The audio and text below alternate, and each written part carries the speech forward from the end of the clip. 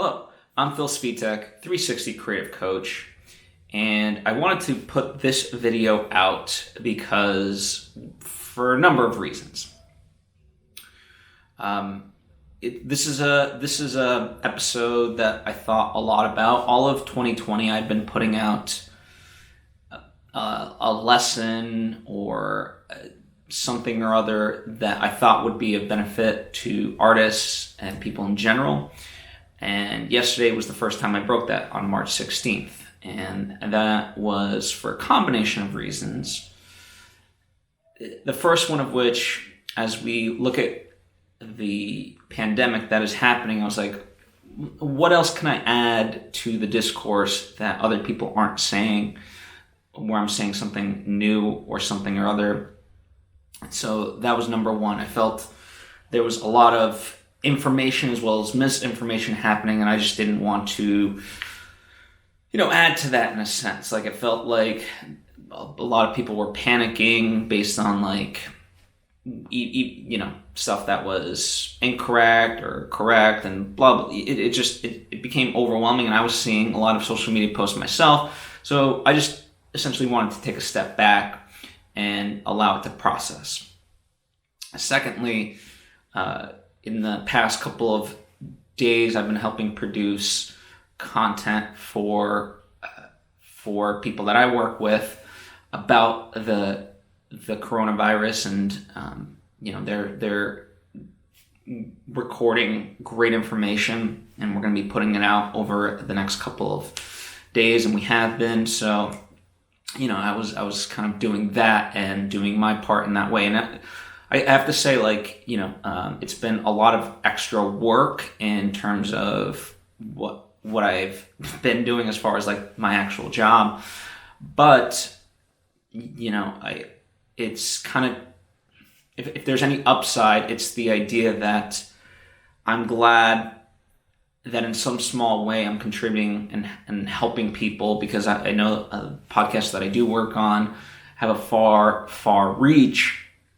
And so I hope that they bring people peace and are able to, essentially not panic as much. And I think that's the biggest thing of why I wanted to kind of take a step back yesterday. Certainly, I could have found time to do a video and so forth, but I just didn't want to add to the panic. I feel like right now everyone's just panicking. It's fight or flight mode, and oftentimes now it's more fight. I mean, there's the lines that you might have been seeing in terms of the wait for grocery stores. Now that's happening for gun stores, and that's just absolutely ridiculous to me. That is where people's heads that goes. This isn't Lord of the Flies. But I get it, that whole notion comes from a place of fear and so forth, and therefore we're not rational. And, unfortunately, it's as hokey as it may seem, this is time, we got to spread peace instead of fear and so forth. And so... And also, when I kind of think about it, another reason why I haven't posted yesterday, and now it's I'm making that seem like the world's worst thing. It really was in the grand scheme of things. But my thought was, if I'm going to practice what I preach, I had a lot of friends that were dealing with anxiety and other things, and I wanted to be there for them, so they were my first priority versus posting anything online in that regard. So, and truthfully, as things kind of go by, we'll see how much I do post, because I do want to honor and be there for friends and family in that way. So we'll ultimately see. Luckily people have found some of the stuff that I have posted beneficial, so I am glad for that. I appreciate that. But my first priority will be direct interaction in that sense. And so I've told all my friends, and and many have taken advantage where they text me, they call me, and we've been kind of chatting, and sometimes we talk about what's happening, sometimes we talk about something completely different. And I think that's nice. I know it's nice for them, and it's certainly nice for me in that way. So I truly, I appreciate it. And it's one of those things, like, just because we're social distancing doesn't mean disconnection, right? I mean, one of the things I have a couple of friends who are lucky enough to just be stuck at home and be bored. And I say to them, like, you have to kind of gain perspective. Like, we live in the best time to essentially be isolated. I mean, we have Netflix, we have Disney Plus, we have Hulu, Amazon Prime. You can, even if you can't like go to the library or go to the bookstore, you can literally buy on your computer, or if you have a tablet, great. You can buy any book that exists, pretty much. You can listen to audiobooks, you can listen to podcasts, you can play video games. There's, as I said, movies and TV shows. Like, I was even joking with one of my friends, Ian. We have the same game, but how people used to play chess, like virtually, where one person would have an actual chessboard, and I imagine like olden days, like they would literally perhaps even mail each other like their chess moves. So my friend Ian has this board game, and I have that same board game, and we were gonna put our pieces together and just like literally just play virtually in that way. So there's a number of things that you can do, and of course, like, we have cell phones and we have video conferencing and so forth. So there really shouldn't be an excuse to be bored. This is a time, like, if you're, again, perspective, right? So there are people who don't have jobs at the moment, and like they're or like worse, they're dealing with the actual illness. So you kind of have to shift in that way, and just know that, like, if you're bored, you really have it good, and you really need to see it as an opportunity where this is a time to like really reflect, learn some new skills, whatever else may be. Like, that is the best case scenario of all of this. Like, you now you have all this time to do something with, and so and I think that's the theme of ultimately what I'm trying to get at with this video, is that we just have to choose better. Where a lot of people are hoarding hand sanitizer and face masks and so forth, and it's not available to the people who actually need it. That's a problem. So we all have to just choose better. Buying guns,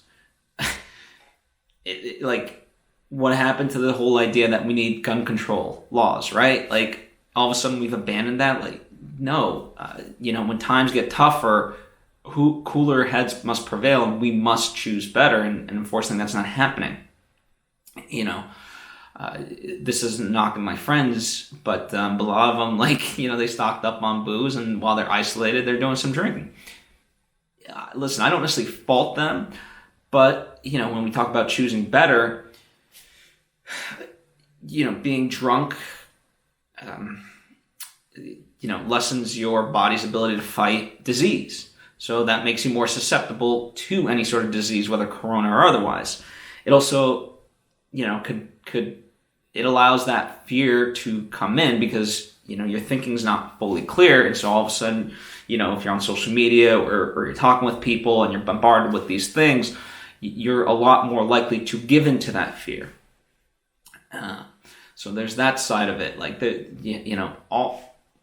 we all have to kind of allow space, in a sense. Like, we have to a certain degree, disconnect from some of the stuff, and just kind of take a step back and allow for stillness in our life, so that way we're not reacting to everything that's happening from a negative standpoint. There's a way, like, if you look at the grand, right, talk about perspective, if you look at the grand scope of things, like, humans have gone through crises, and we've handled crises time and time again. And we can get through this, and I think, I'm not saying don't be precautious. I think absolutely there's a right way to be cautious. So social distancing and so forth, like, do that. Avoid as much contact as you possibly can to the best of your ability. Don't make dumb choices. But nonetheless, it's not like that we can get through this. There is a way out, but it doesn't happen in panic. And all the things that we like shout about, during times of easiness, we now have to put that to work. And, I thought about that because obviously a lot of what I try to get across is the need for mental fortitude in order to get through tough times. And in a sense, that's why for me, I felt guilty of not posting anything yesterday, or and when I say yesterday, I also I was going to take a step back and not really post much. And because I was like, well, what do I post that is of benefit? I didn't want to just do tutorials on, to-do lists and things like that. I don't think that today, right now is the time to do that. So, but in that sense, yeah, all the stuff that I talk about in terms of mastering mental fortitude, now this is where it comes in. And so, I've been putting that to practice again with more direct one-on-one interactions with my friends and family and so forth. And, we kind of have to do that, if it's almost like a crash course in mastering mental fortitude, where we, the only way out of this is if we remain calm and still. And I think, as dire as the situation is, I think if the upside of this is that it's providing a mirror to all of us, and we have to see what is happening and then make the decision to fight for our better natures. The fact that we don't have contingency plans for something such as this. This is, you don't wish for this, but this is not unheard of. It's really not. And so, and I'm not saying you as an individual necessarily need to have, but there's things that you should have in place, as well as from a government standpoint and so forth.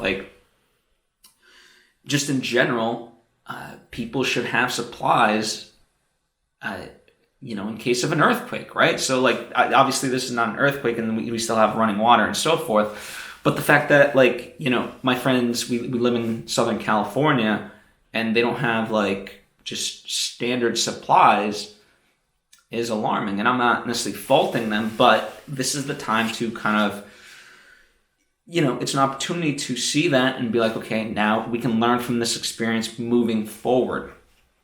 There is opportunity in this to do that and to be better, from a larger context, the fact that, we don't have paid sick days and so forth, and when I say we, I mean the U.S. compared to pretty much every other nation in the world is a little ridiculous, I think that's where kind of things, from a political standpoint, we have the ability to make some change, and really think about that.